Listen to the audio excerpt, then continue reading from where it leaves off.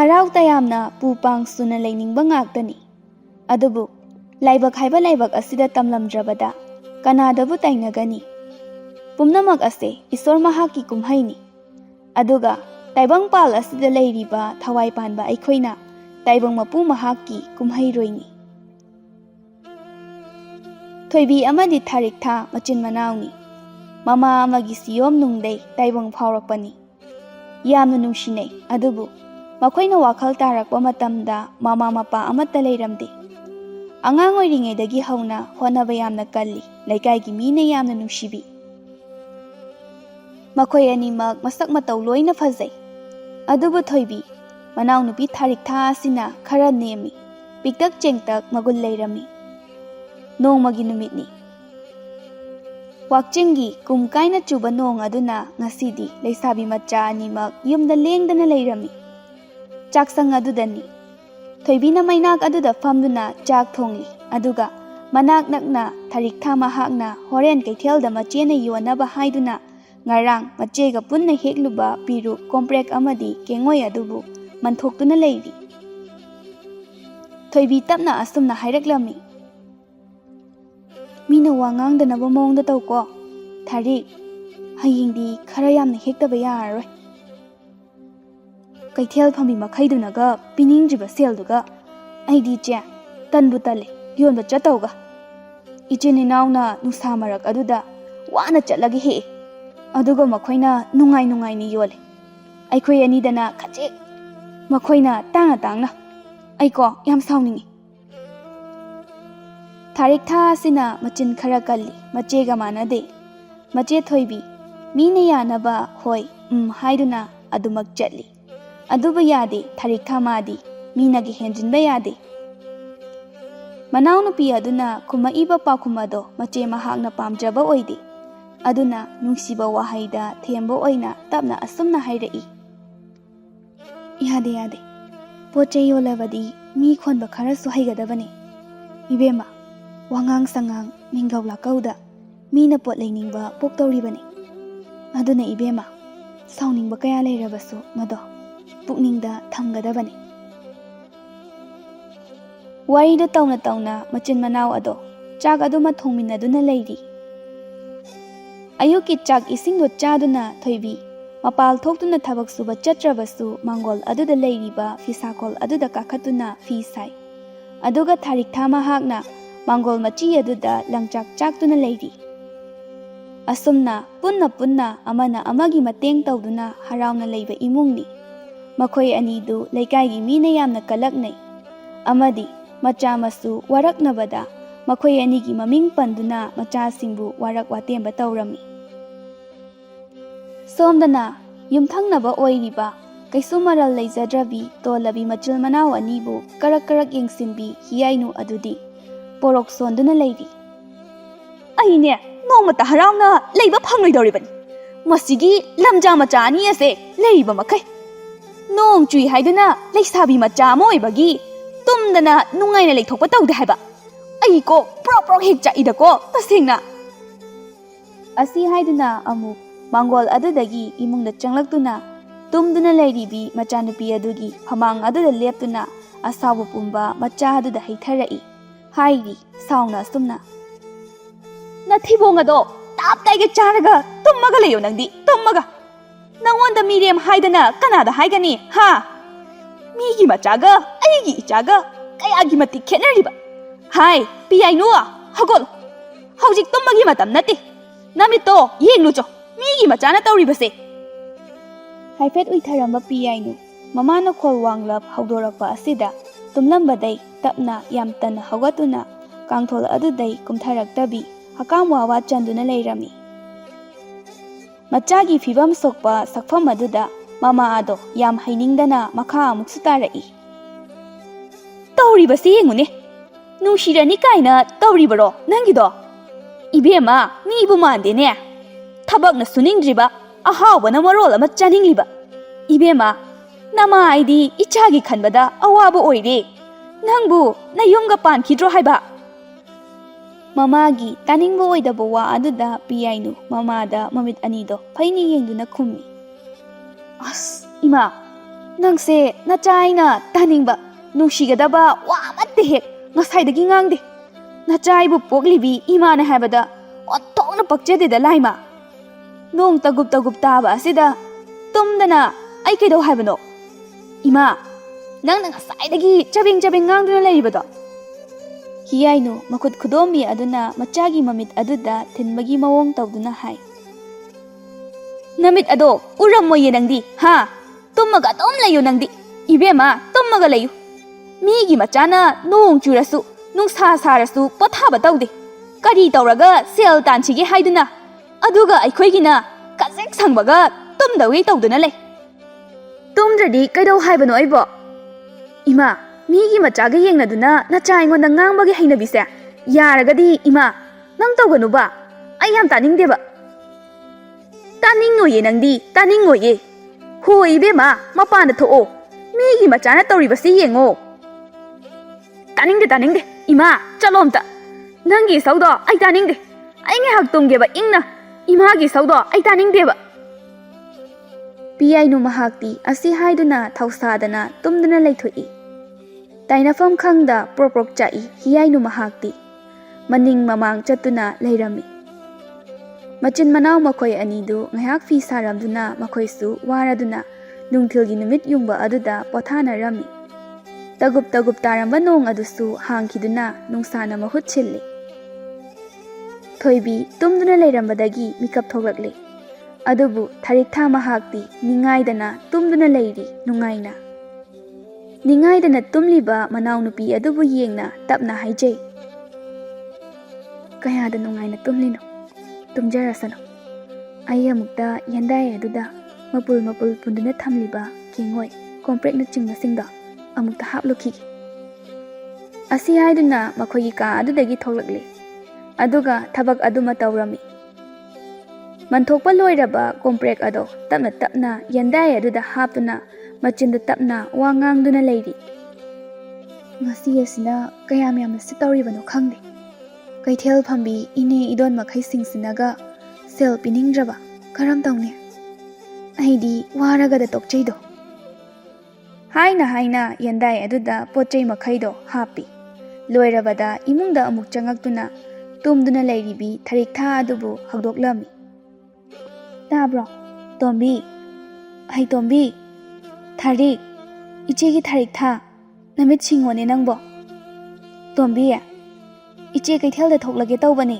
namit singo iche wa khara hairamge tabro tombi machena asumna hawdorakpa asidadi tumduna leirambi tharikha mikap tholakduna phamduna leirami tumubagi mamit ado noiduna wa hairei kaithel thoklage hairibroiche aidi yam nungaina tumthokduna leithokdure kaiwa haiga haibano hairamoiche thoibi manaw nupi da yengna horen tawgadaba thaba chekshina leyu miga khatnaganu haibana chingba wa kaya ama hairamduna kaithel lomda poche yonba chatkhirami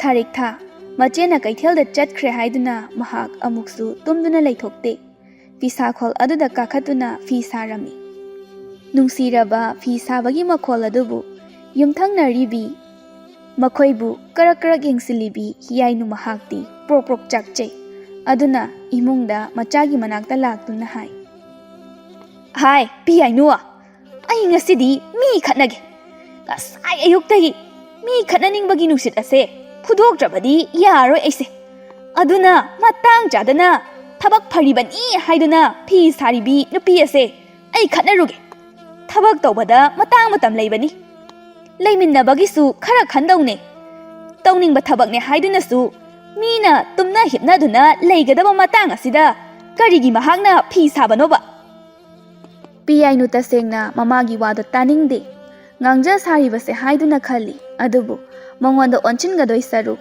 mana sunu shidaba misak asiga khatnabana phai khanduna khumai asomna kanana imada thinge chalo khanarujo nacha imabu mina ngamkidore haiba kana duda nacha itholake machagi mina ngamlamdai haiba wa aduda tinga muksulauduna saungna khummi kari mina ngamba kaina aise mina yamna ngamba misakla ha Asigi ngarangi ngakha asidi aigi amuki khondada mangak ase lukthaduna leikhradabani amadi aigi mityengda kiduna tasinduna leigadaba yengu yengu ai tawge he ai se taraiba nupi natene hiyainu machada asi hairamduna maram chadana sauna yumadudagi tholakduna yumthangnaba aduda lai Juri tabam aduda leptuna fi sariba tharik tha mangonda chepthaduna yengduna makhwanga sumetuna leirami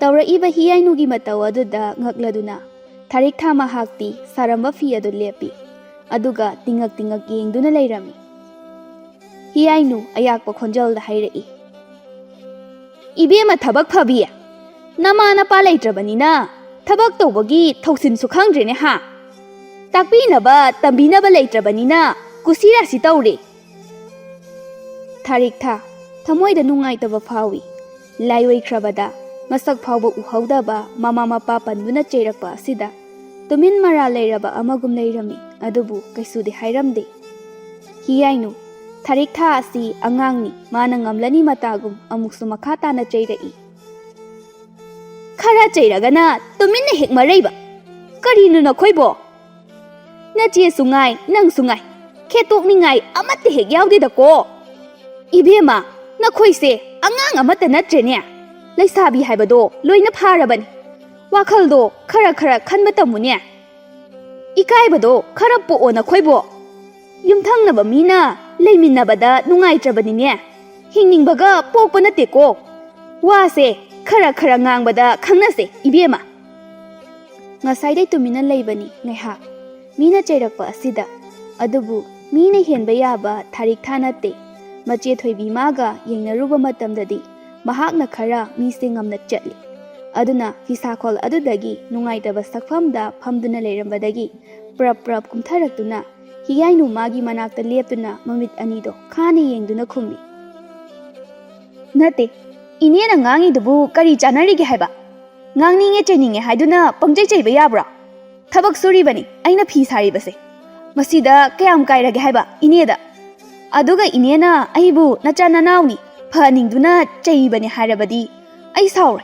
adusu nate miyoiba amana tagum inena aigi laioi khraba ima ipabu panduna cheibada kaigino haiba hiyainu ingangak chei mahak wakhal tawdabani asumna tharik tha mahakna khumakani haibasi aduna ngaihak tasengna khumbam khangde Adubu mana ngamda yade matagum khumi Taksi khasi khangbro ibema aina cheiri base karino haiba khallo aduga khumge harabasu khumu ine chalo nayumda nathau tawrujo migi yumda lae hairaga haipa sari base kaigino inebu thabak amata leijadrabra leite hairaga aigi langjak chaklise mateng khara tawbiyo hai angang mingambia chinganbia Kainomni ne nangdia yam ngami wado haibam khangda hiyainu asi hairamduna prap mayumda chatkhirami tharik tha chatkhiba adubu ngahak yengduna leiramlaga fisakhol aduda kakhatuna makha tana fisaduna leirami horen ichi halaga nuaini aina kaidoga habado yeng aina ichigi khanduna som leiba sida som hinjile Machinda asi haiduna tharik tha phi adubu makha tana sarami hiyainu mina ngamkiba asida prok chaktuna mangol machi aduda phamduna leirami mamagi mawong aduda nokningba pokchai aduna piyainu thongjin aduda leptuna lakna boy karyamna boy hairei ima mina ngamgrabra adwaida ningdom pomduna leiribade hiyainu machana hairakpa asida machada sauningba mityeng yengduna leirami piyainu noki tawduna leirami somdana kaithel thoibi lakpa ubada kaithel phambi ine idon kayado thoibigi manakta loina ikoi shinduna leirami magisu piramu haiduna tasengna thoibi miyamna nungshibi ingtapa asida amadi thoibi mibu yanaba hoi haiduna loina chatlami Kaithel phambi ine ahal nupi amana thoibigi manak nakna phamthaduna asumna hairaklammi thoibiya ichadi masak phajariba hotnabana kalliba ngasigidi kayam sitle Ine khara dum sitli mapul mari manga khak ngairi Mado Thoibi Nangbu khangnaba nungsinaba nupaga leibro Luhong kai hongba matamdi oirakle tawribase Hayo ineda ikaiga Aikhoida khara tanagadabani Hayeng aikhoina nangidamak loina tawbidoine Ine adugi wa sibu Thoibi yaningduna tapna nofet tawna khummi Ine leiteda kaide nupano Aidi nupana hagi wakhalga khandre Yum kai panbagi wakhal tawdre Inaw nupi oina sembirage khalle Yade madu yade Ibema nangi afaba nupa ama khallaga luhongsi Inena sembirake Thoibi ikaiduna tumina lukthaduna leirami Ine aduna amuksu makha tarai Ise ikaiga nune nangba Ikaibagi matam oidre haiwane Chahi matang charabane nangse Matang icha hek chadana ahal sing asina Nungsiduna haibirakpa wahai kaya asina Thoibigi mathamoy asibu inaw hek nawhalle Aduna mahak mapi ira chelle Tanik pa khonjal da hairai Ine nachaigi punsise Nungaibam khangde Ima amale haiduna Sega maiga Tanagani haibanate Ipale haiduna Machaigi Pambum tingbini suleite Aduna ay wakase Nungaibam amatta khangde Thoibigi matauda ine aduna lingjum aduda Tamna konchinbiduna hairai Aikhoi mayam ama leiribasidi Karigi adumna hairibanu nangbo Thoibi Yengoi Nungaitaba wakhalga Khanba yaba nate ko Inen hairibasini Nangi afaba nupa ama Sinbidoini Aduga luhongnaba tawsi Ine sima Ay tala Ine Hai Tumina layo Yengoi Nupa adugi imung manungdo Paisa yamna pai Nupa adusu yamna pai Masak matawgana Nupa mana phazabane Ine nupa aduga Nanga khangnanaba Amukta tawrake Asamna haiduna nokmi leirami Nakalama romdana hiyai relgi mama leima Macha nupa aduna nupi thiyu yadaba aduda sauna chairi machada Kari laina sarakpa machano nangbo Imong asida tawriba leiriba phibam Nang khangdabro Ibunga Napa asina nongmagi sonjilak Napa asina leiringai Nangbu luhongnaba tawrase Yare lepo Sel tanba thabak suba amatta chatpiranu Leiba lanthu mayamse Sijib hauba kaiduna charase ibungo Penmandabadagi wahai khara ase machada haiduna chairami Adubu hiyairal mahakti mamana ngangliba ado tade Maramdi numit khuding pung khuding haiduna leirabanina Hiyairal khumdaba yadabagum tapna khumi Yare de ima khara nganglade Wabu wadribo Pamjaba khoidazaba nupi leitana hekta luhongba yabro Nupi leite ima Nate aikhoi pabase kyam solage haibanida aina haibadi Nang udabro haiba ibungwa Napa asna leiriba phibamse Napa ama leiringai kharadi phai Hayeng leitaba thoglabadi Kayam sokane phibamse Ima nupi leite ko nupi leite Amuk hana luhongbagi warido Nacha aingonda sabiraglan Ai taningdre Ima hayeng matangna matamna thokba lakjasani Mamada asi hairamduna hiyairel ka adudagi thokduna chatkhirami Mama leima machinda tapna wangangduna leirami Icha nupa ama yawbase ngangna saknaba iya hek yadeba karam thoktoino Madu nupi thiradine imungse khara nungaidoini Ware ahal oirakpase Ahal oirakpagira khangde Yumgi kupnom amatte hek tawningde Tanja aduda mapureiba oiriba ado laktuna asumna hairami Hai nupi Nacha nupa asida kari amuk hairure Mana mangol machida phamduna ungduna lehauribase ha kari hairurage Ho kaibo hairuni haige aina haibada Nupi thiyosini aina mangonda hairise Karigi nangdi nacha nupa aduda adu hairiba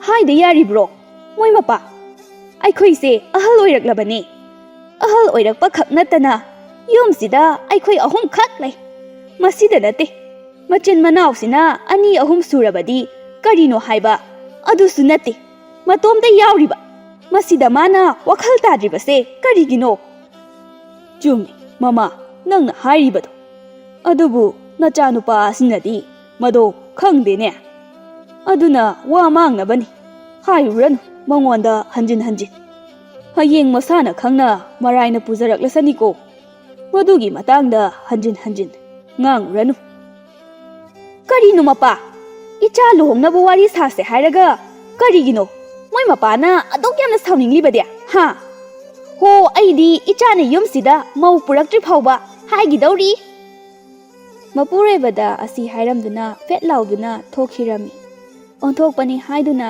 ꯈꯟꯗꯨꯅ ꯂꯩꯍꯧꯏ ꯃꯥꯡꯒꯣꯜ ꯑꯗꯨꯗ ꯐꯝꯕ ꯌꯥꯕ ꯐꯝꯂꯝꯂꯒ ꯍꯤꯌꯥꯏꯔꯦꯜ ꯃꯍꯥꯛꯀꯤ ꯀꯥꯗ ꯆꯪꯂꯛꯇꯨꯅ ꯐꯃꯨꯡ ꯑꯗꯨꯗ ꯍꯤꯞꯇꯨꯅ ꯋꯥꯈꯜ ꯈꯟꯗꯨꯅ ꯂꯩ ꯏꯃꯥꯅ ꯆꯩꯕꯅꯁꯨ ꯂꯣꯏꯔꯦ ꯆꯩꯕꯁꯤꯁꯨ ꯆꯨꯝꯃꯤ ꯑꯗꯨꯕꯨ ꯑꯩꯕꯨ ꯀꯗꯥꯏꯗꯒꯤ ꯅꯨꯄꯤꯅꯣ ꯆꯍꯤ ꯃꯇꯥꯡ ꯑꯁꯤꯗ ꯑꯣꯟꯊꯣꯛꯅ ꯏꯀꯥꯏꯔꯦꯗ ꯑꯩꯗꯤ ꯀꯣꯏꯅꯕ ꯅꯨꯡꯁꯤꯅꯕꯁꯨ ꯂꯩꯍꯧꯗꯒꯨꯝ ꯇꯧ ꯀꯔꯝ ꯇꯧꯗꯣꯏꯅꯣ ꯑꯩꯕꯣ ꯏꯃꯥꯅ ꯄꯥꯝꯃꯤ ꯃꯃꯧ ꯑꯣꯏꯕꯗ ꯐꯔꯅꯤ ꯍꯥꯏꯕ ꯑꯗꯨꯃ ꯑꯩ ꯍꯦꯛꯇ ꯂꯨꯍꯣꯡꯕ ꯌꯥꯕꯅ ꯐꯔꯒꯅꯤ ꯅꯠꯇ꯭ꯔꯗꯤ ꯑꯩ ꯃꯄꯣꯛꯁꯤꯒꯤ ꯅꯨꯄꯤ ꯊꯤꯗꯕ ꯇꯥꯔꯦ ꯑꯁꯤ ꯈꯟꯗꯨꯅ ꯍꯤꯌꯥꯏꯔꯦꯜ ꯅꯨꯡꯉꯥꯏꯅ ꯄꯣꯊꯥꯗꯨꯅ ꯂꯩꯔꯝꯃꯤ ꯃꯃꯥꯅ ꯃꯥꯒꯤꯗꯃꯛ ꯋꯥꯔꯤꯕ ꯑꯁꯤꯒꯨꯝ ꯃꯥꯅ ꯀꯥ ꯍꯦꯟꯅ ꯋꯥꯕ ꯇꯧꯗꯦ ꯅꯨꯡꯉꯥꯏꯅ ꯑꯗꯨꯃꯛ ꯂꯩꯊꯣꯛꯄ ꯉꯝꯃꯤ ꯀꯩꯊꯦꯜꯗ ꯃꯌꯥꯝꯒ ꯍꯔꯥꯎ ꯍꯔꯥꯎ ꯂꯩꯔꯤꯉꯩ ꯍꯧꯈꯤꯕ ꯃꯇꯝꯗꯤ ꯈꯪꯍꯧꯕ ꯅꯠꯇꯦ ꯅꯨꯃꯤꯗꯥꯡ ꯋꯥꯏꯔꯝ ꯃꯇꯝ ꯑꯣꯏꯔꯛꯄ ꯌꯥꯆꯪꯂꯛꯄꯒꯤ ꯊꯕꯛ ꯏꯪꯈꯥꯡ ꯇꯧꯅꯔꯛꯄ ꯃꯇꯝ ꯑꯁꯤꯗ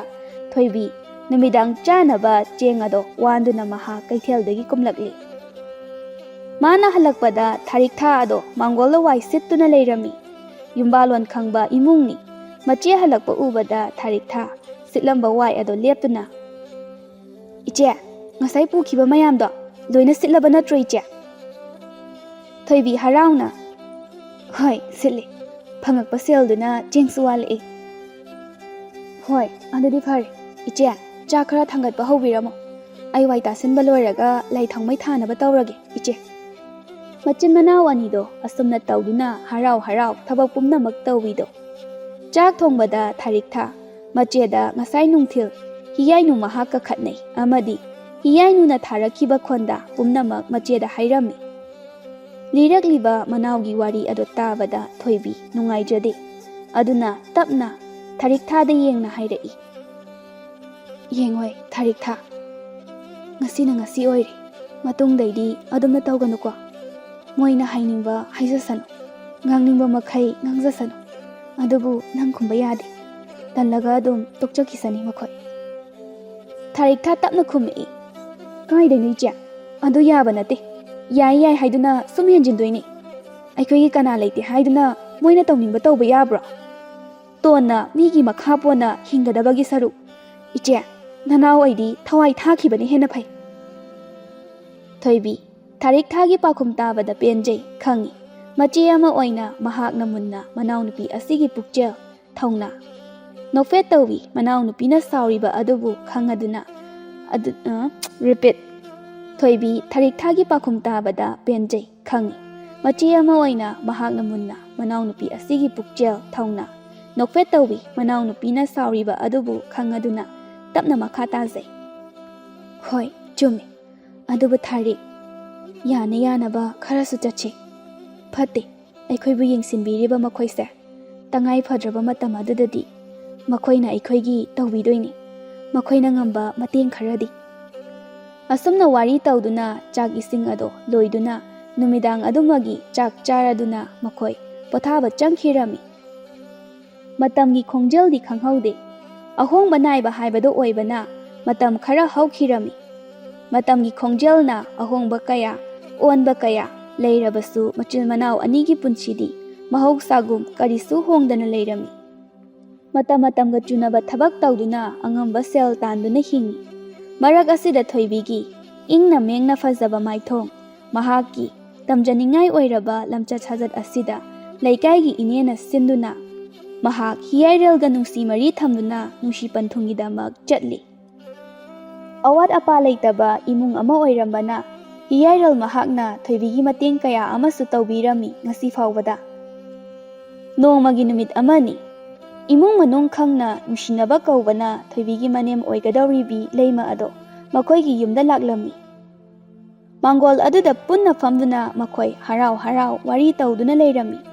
Makoina tawriba pumba yumthangnaba oiribi hiyainuna chepthaduna mangol adudagi haifet haifet yengduna leirami. Piyainu ado mangol aduda phanek londuna leirambani. Adubu mamana tawriba mawong aduda asumna hairami. Kaino ima nanga tawridubo nangaktubu nadribo haiba.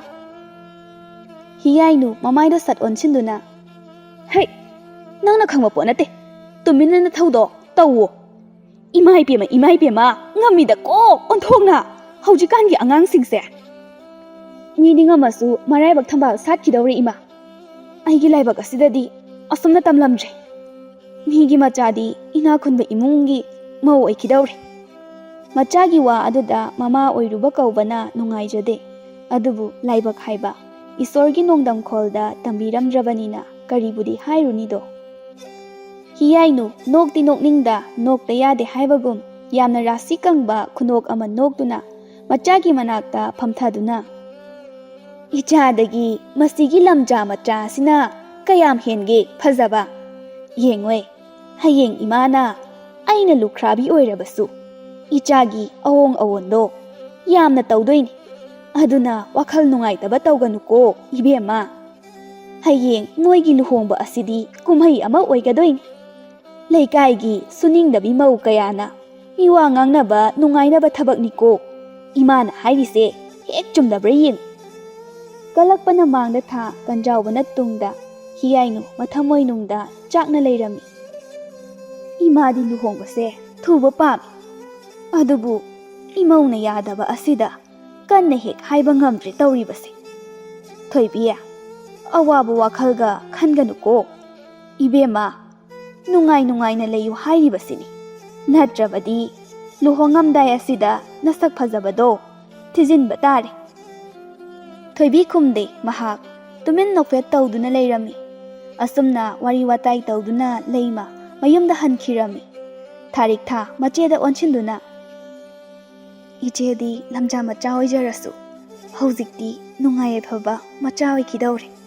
Iche nangna nungaibada aisu saruk yaujage ko kaigi yaudani aigidi nangna tana taibang palasida kana leibage adubu thari nachi aina yumse thadokduna chatkraba matamda natomta chawkraba yum asida karamna lehogani khanbada nachi aigi khongse thangduna chatpa ngamdredo.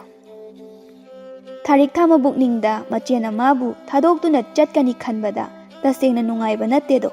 Adubu pumnamak lotchinduna machegi yaifabani khanduna momon tawna hairai. Kaigi ichena adumna hena khalibano ai adum leiba ngamni kanana kari tawba ngamdoino. Iche luhongamdai asida adugumba henjinbu wakhal khallo haideko. Tanja aduda thongalomdagi nokmi kaithel phambi leikaigi ine ado changlakpa urami. Sanaramba warido leptuna ngahak ine aduna mangol aduda yaurakpa ngaiduna leirami. Haina hojikti ine adusu yauraktuna mangol aduda kaduna leiriba phidada ikoi koiduna phamduna leirami. Tharik tha ine aduda yengduna ine aikoi ichese khara chairam wakhal nungaina leyu yadre aigi khanbada masa matomta pawada wasinduna leire haiba. Ine aduna nofet tawna Thoibide yengna hai Thoibiya tharik thana hairibase kaino angang asina hairibase chumdra nungaina leyu aikoina silibase nakhoibu nungaina leinabane. Hayeng nangna yumnak sagai onduna leikhrabasu nanaw nupi asidi aikoi mayamna amuk yengdoine. Thoibi tamna khummi makholdi kapningbagi niknik laure adubu mahak kapte. Khoine ai khalaroi adubu ine hayeng aina chatkhrabasu ine hoi mayamna aigi inawasibu yengbiyuko pokwadagi nungaiba masak khangrabini laibak thibi ichil inawni Ise, madugidamak nangna amuk kappa haunadene. Thoibi, aikhoi mayam ama leiribasidi. Waridu amadagi ama awa nungai pumba sanaduna leirami. Asumna matamdi khanghoba natedo. Laikai ahal khaina sinba langba tawduna haujikti. Hiyairal amadi thoibigi luhongbagi matam lepe. Hayeng hangchit khak ngairi luhongbasu. Miyoiba aikhoigi wakhal asina munna khantharaba. Afaba wakhal mahakna luchingwoiduna chatlabadi. Afaba ngaktani. Aduna mama macha ani dusu haujikti. Afaba wakhalna mang thaduna fana khalabagi tungda asumna hainaduna leirami. Piyainuna. Ima, migi mamangda aikhoina luhongba yaudaba haibase fazafam leiba nate. Aduna mateng tawba ngamba ngamdaba changduna sega maiga tanabana fani. Yumthangnabani hairaga hanna yengdradi mina fana ngangnaba haunade. Hiyainu machana asumna hairakpa asida wakhal ado munna khanthaduna ngahak leirami aduga tapna khumi. Chumi ichana haiba aduna bema aikhoi ani changduna ngahak kari awat apa lei haiduna amuktang hangusi lo chalusi. Mama macha ani do asumna hainaduna punna thoibi hoida laklami. Phana warauba pendaba sauningba kaya leirabasu yumda lakpa miyoi amada kaidaunungda tathi tauroidabani. Lakliba misak adumagi fida thaduna phamangadabani. Thoibi hiyainu amadi piyainu lakpa ubada harau kauduna fida thaduna punna phamduna leirami. Hiyainu thoibi da yengna tapna hairami. Yengoi thoibi ainane ichada hayoidaba kaya haikhiba yaurabasu ngasidai aibu waraugana aibu ngakpiyuko. Karigidamak adumna hairibano aikhoisu nachane idon hoina chaiba ngangbabu karigi warauni haibage. Asumna sengdoknaduna amana amada warauba thamnaramba ado koknaduna leikhirami. Haina haujikti thoibigi luhongba numit oirami. Laikaigi mina haiduna hiyainu mahakna yumthangnaba oibana mama sabiro haiduna mama sahalami. Mayam tawduna haujikti luhongbagi thauramsu ningthina loikhre. Leima mamau phangabada haraubana loire. Hiyai relsu yamna harauba pokchei. Leima macha mamauda yengna. Thoibi ngasidagi harauna leyuko. Haujikti yumbu rembi haibado ichana oirabani. Imana puramba tauramba kayado ichana loina tauradawni. Hoi ima, nachana asoi aran yaurasu imana nachani ngolmakni khanduna semdokpiyo. Aduga ibungho nangsu hayengdagidi thabak ingkhang suba chalo.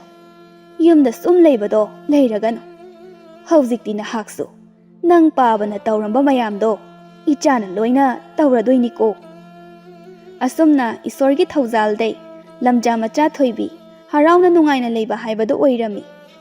Amadi tharik thasu hiyainu amadi piyainu makhoiga punna khana chaina yauda awat apa tathok tasin tauna nungaina leiba ngamle. Mache leitre haibagi nungaitaba ado tauramde. Matamgi matung inna Thoibi machanupa ama phangjaduna mane makugi amadi mapureibagi seba tawduna harau tayamna ingna chikna nungai yaifana pankhirami.